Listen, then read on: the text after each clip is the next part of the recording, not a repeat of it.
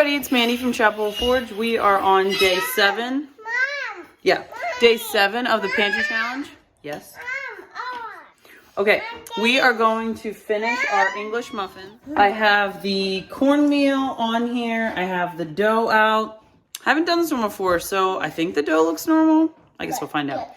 My dough over here actually doesn't look too bad. Like, it's rising a little bit more. As I mentioned, I'm following Kate at Venison for Dinners sourdough recipe. Trying to maybe get a bowl that looks like a bowl and not like the puck thing you use when you're curling. And I have 2 wild-haired children that still have flour in their hair because they fell asleep before they took a bath.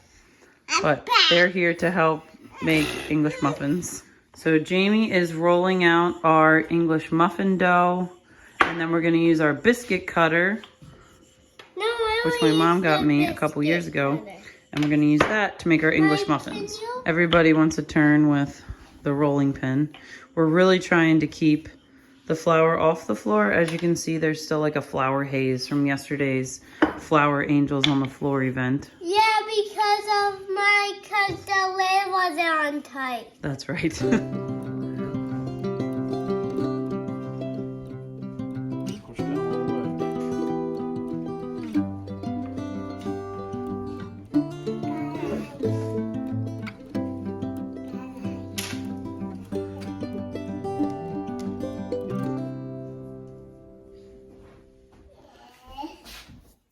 I was dealing with the coal stove. Okay, so apparently the ash door on the coal stove was not quite tight last night. And we came out of our bedroom and we're like, okay, so typically we keep our house like in the low 60s, I would say, low to mid 60s. Because the coal stove is out here in the living room. So like most of the heat comes in here and we like to sleep in cool. So I would say our bedroom is like 60-ish or so. We walk out and I was like, it's awful cozy out here. Come downstairs, it's getting cozier. Walk in the living room, it's like a sauna. And so the ash door was not completely closed, which means my sourdough got very excited and yeah, I had to change. Yeah, there was like blackened dough on the stove. I had to change containers. It was a whole thing. My soda, I think it'll be fine. This is my mango strawberry peach soda that we're making from the ginger bug. It had a little bit of comm yeast, but I think it'll be fine. I'm not super worried. The bug looks fine. And this is the sourdough starter that I had to dump it because some of it was cooked on the bottom and it was everywhere. So it's not a problem. I've accidentally cooked it a couple times before and it always seemed to recover. So we're going to get all of these fed, and then Zad is going to have his first attempt at hollandaise sauce. Yeah. Poach eggs, which we've done before, but only like once. So again, as I mentioned, during the Pantry Challenge, one of the goals, in my opinion, besides working through the stuff that you've been ignoring, is trying new things. Okay, change of plans. So the English muffins need to rise for an hour, and we don't have that kind of time to wait. We're all hungry.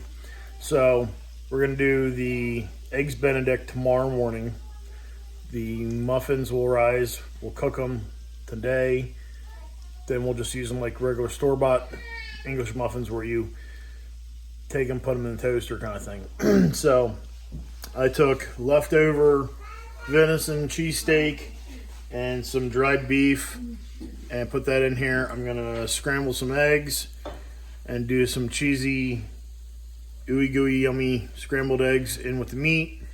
We're going to put it on sourdough toast and have breakfast. So the kids are out there building a snowman. Hold on, I'll show you. The snow wasn't quite snowman worthy yesterday. It was snowball worthy, kind of, but not quite snowman.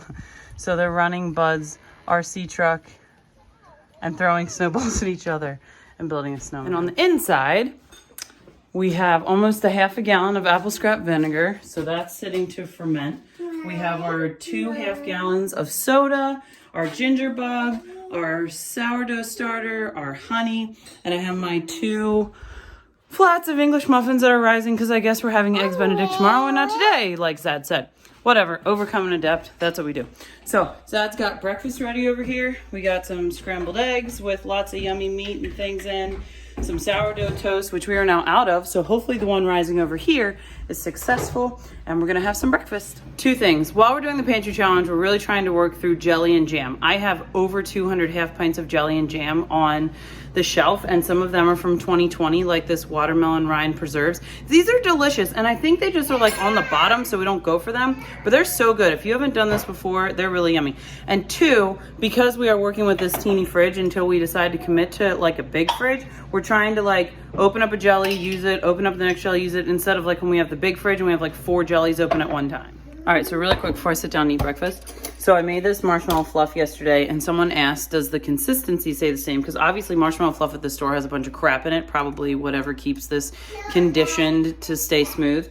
So if I did this again, or when we do this again, I would use the marshmallow fluff that I want to use as marshmallow fluff like right away. So like if I want to have it as a treat in my coffee, or we want to make some PB and or almond butter or sun butter or whatever and fluff sandwiches on sourdough or something, do that right away. Whatever is left, I'd probably spread onto a cookie sheet and then cut up into marshmallows, because we seriously made like the most perfect marshmallows in this round container. We'll still use this. I mean, it'll be fine, but that's my assessment on that. Okay, so here we have a quart of black cherry juice, and now we got, I think it was about a quart of soda streamed water, and you just dump that together.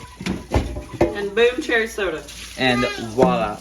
And then, all right, this is where we are today. So we made some miniature English muffins, Aren't they so sourdough. cute? They're so cute. They're so good. I was a little nervous because they were getting a little dark, but you cook them on a cast iron skillet, which I thought was so weird. I thought for sure they'd be baked, but I guess that's how you get your, you know. So anyway, these are delicious. We had some watermelon rind preserves on those as a snack. Made the kids some hot chocolate earlier. So if you want to know how to make your own hot chocolate at home and have the mix ready on the counter, I'll link that video. It's seriously 2 ingredients. I know that looks ridiculous. It's seriously 2 ingredients. It's so easy. And we put their marshmallow fluff on, and it was so good. My bowl, I don't think I updated you on that. The one that I started last night from Kate's recipe, garbage. But I watched Kate's video, and Kate's isn't garbage. Kate's is fine. I'm the problem. I watched Kate's video today and got some pointers. So I'm going to take the things that I learned, and we're going to try again. So that's where we're at with the sourdough. Zad is reheating the pasta from 2 days ago. So we're reheating the pasta. There's some sourdough sausage balls left from last night. There's a partial quart of applesauce in the fridge that needs used up. We are definitely going to get milk tomorrow because we are down to a quart and it is sour. A little bit of applesauce in here that we're going to use up. I'm really stoked because we had probably 6 half gallons of sauerkraut left from last year. We made a lot. And we almost 1 down. So we'll finish that sauerkraut with dinner tonight.